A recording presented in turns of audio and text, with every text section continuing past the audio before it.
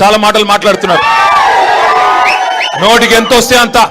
ఎందుకంటే వాళ్ళు పాపం ఐడెంటిటీ క్రైసిస్ లో ఉన్నారు.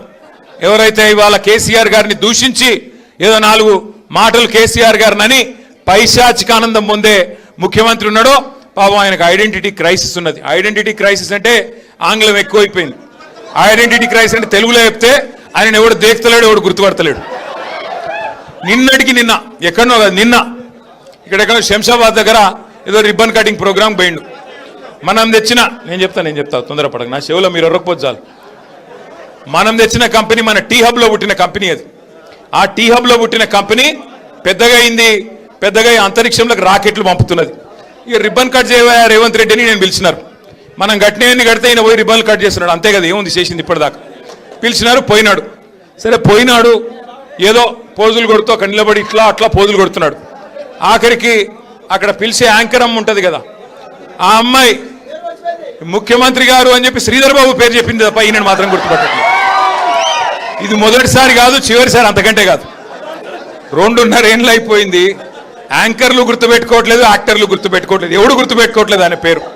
ప్రజలైతే ఆయన పేరు తీస్తేనే బూతులో వర్షం కురిపిస్తున్నారు. నేను చెప్పట్లా ఇది, మీరు కావాలంటే ఆ యూట్యూబ్లో సోషల్ మీడియాలో చూడొచ్చు.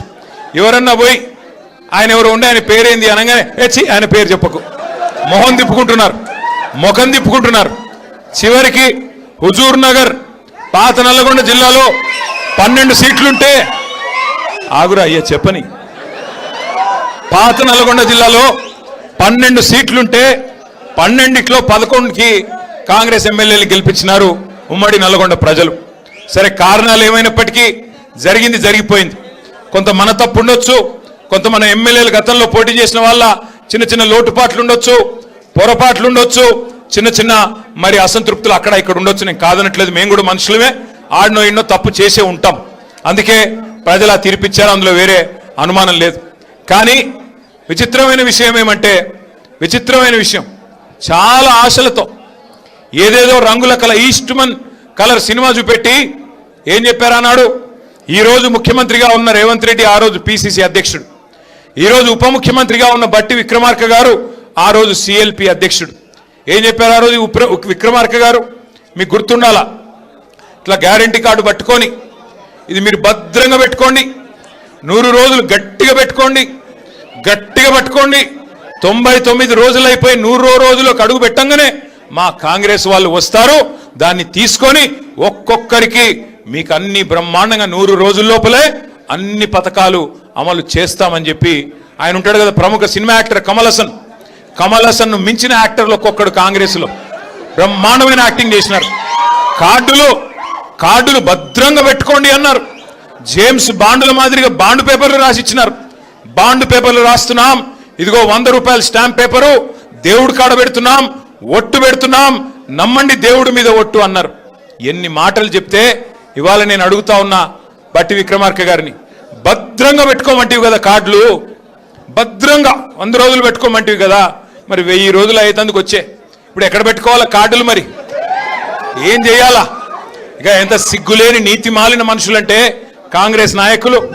ఏమైందయ్యా, 100 రోజులు 6 గ్యారంటీలు అంటారు కదా, 420 హామీలు ఇస్తారు కదా, 13 డిక్లరేషన్లు చెప్తారు కదా, రైతులకు రైతు డిక్లరేషన్, ఎస్సీ ఎస్టీలకు ఎస్సీ ఎస్టీ డిక్లరేషను, బీసీలకు బీసీ డిక్లరేషను, మహిళలకు మహిళా డిక్లరేషను, యువజనులకు యువజన డిక్లరేషను, మైనారిటీలకు మైనారిటీ డిక్లరేషను, ఎంతొస్తే అంత 420 అడ్డమైన హామీలు.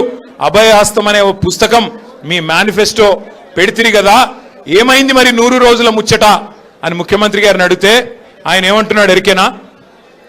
ఎంత కండలు తిరిగిన వస్తాదైనా 3 నెలల్లో పిల్లలు పుట్టిస్తాడా అని మాట్లాడుతున్నాడు. సరే ముఖ్యమంత్రి గారు, నువ్వు చెప్పింది కరెక్టే, 3 నెలల్లో పిల్లలు పుట్టారు, ఓకే, మేము కూడా ఒప్పుకుంటాం, మాకు కూడా తెలుసు, కూర్చున్న వాళ్ళందరికీ తెలుసు, రాష్ట్రంలో అందరికీ తెలుసు. 3 నెలల్లో పిల్లలు పుట్టపోతే పర్వాలేదు, కానీ 30 నెలల్లో పిల్లలు పుట్టపోతే నిన్నేమనాలి? మరి ఏమనాలన్నా? నేను అనట్లేదు, 30 నెలలే ఇంకా నువ్వు చెప్పిన ఒక్క హామీ అమలు కాకపాయ ఏమనాలి మరి నిన్ను? నేను అనలేదా, మళ్ళీ మీరు అనాల.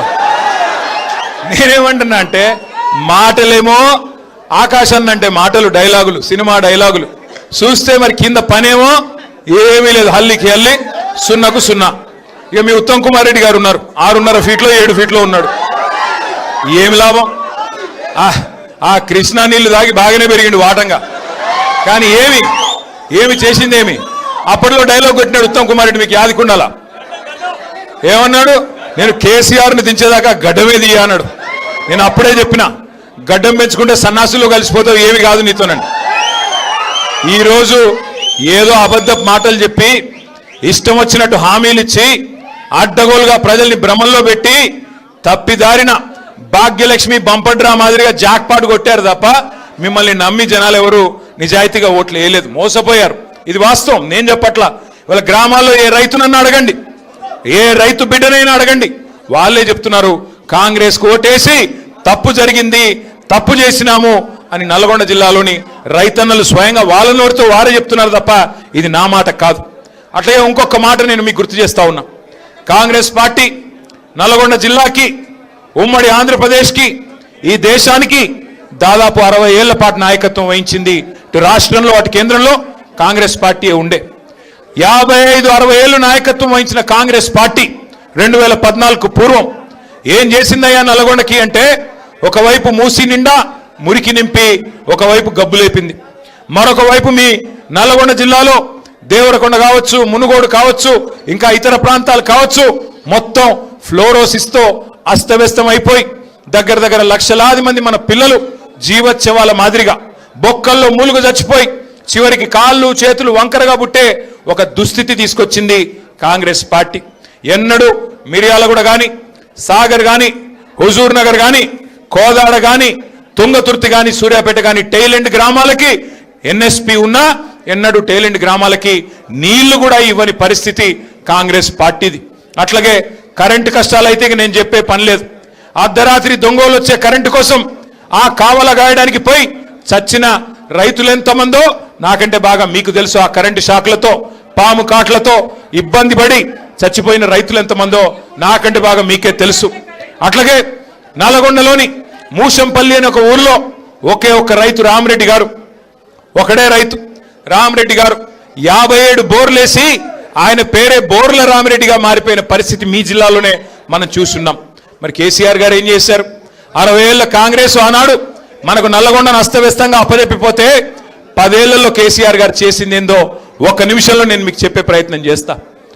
కాంగ్రెస్ పార్టీ 60 ఏళ్లు పరిపాలించి నల్లగొండకి ఒక్కటంటే ఒక్క మెడికల్ కాలేజీ ఏనాడు సాధించలేదు.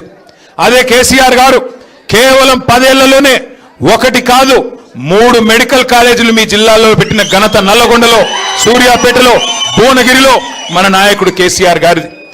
యాదగిరి లక్ష్మీ నరసింహస్వామి మీ అందరికీ కూడా, అంటే మీ దగ్గర కొద్దిగా జాన్పాడు పోతారు ఎక్కువ సైదులు, అంతే కదా, దర్గాకు పోతారు.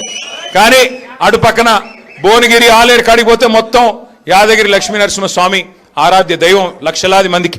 అట్లాంటి లక్ష్మీ నరసింహస్వామి దేవస్థానాన్ని ఎవరు పట్టించుకోలేదు గత 60 ఏళ్లలో. కానీ కేసీఆర్ గారు వచ్చిన తర్వాత 1800 కోట్ల రూపాయలతో ఇవాళ భారతదేశానికే తలమానికమైన ఒక అత్యద్భుతమైన పుణ్యక్షేత్రాన్ని మీ జిల్లాలో నిర్మాణం చేసింది కేసీఆర్ గారి ప్రభుత్వం. అట్లాగే మీ పక్కనే ఉండే మిర్యాలగూడ నియోజకవర్గంలో ఒక గోదావరికి మాత్రమే పరిమితమైన విద్యుత్ ఉత్పత్తి కేంద్రాలని నల్లగొండ జిల్లాకు తేవడమే కాకుండా జగదీష్ రెడ్డి గారి నేతృత్వంలో దామరచెర్లలో భారతదేశంలోనే అతి పెద్దదైన ultra mega power project plant దాదాపు 35,000 కోట్ల రూపాయలతో ఏర్పాటు చేసింది కేసీఆర్ గారి ప్రభుత్వం.